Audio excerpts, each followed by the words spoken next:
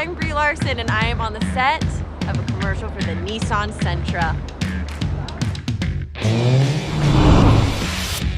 So one of our first conversations, we introduced the idea of no compromises, and that's what we felt was important about the Sentra. You don't have to compromise styling or performance. You can get it all in this amazing package. What was it about the idea of no compromises that resonated with you?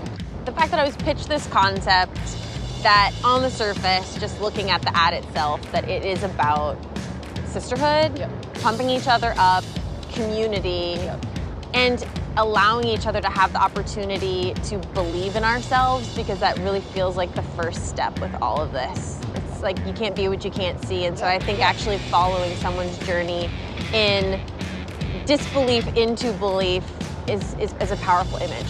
Was there a pivotal moment or event in your life that kind of where you transitioned into this idea of no compromise? There was a moment where I remember going in on my 10,000th audition, going in and being prepared and having what I felt like was all the credentials that I needed, and a guy on the other side of the table give me a bad note.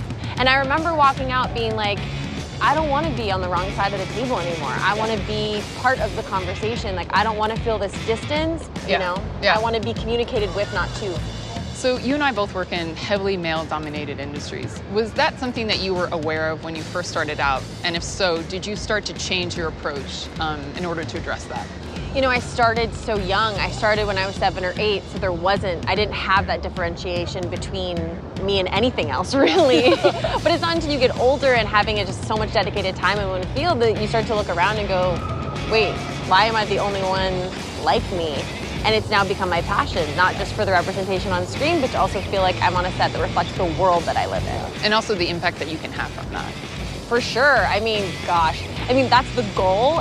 You never know what the impact will be, but I have good intentions. If you were to give any advice to your younger self, what would it be? I love this question. I mean, it's kind of twofold. It's just like, first of all, stress less, because you're exactly where you need to be. And it's so hard, and I still struggle with that. I still have a hard time. But as much as we can, just believe and not fight our reality. And I just think the universe is very funny, and sometimes it just takes it a couple years to get to the punchline, but she's getting to it. It takes time, but you have to trust that it will get there. It's the idea that it's not about this perfect destination, it's actually about what happens along the way.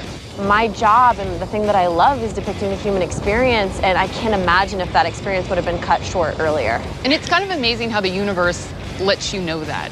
And it's only till you have a little bit of where you're able to look in the rearview mirror a little bit that you realize what that plan was. Oh, I like that plan. Yeah. Look back in that rearview mirror. Back in that. Yeah! All automotive.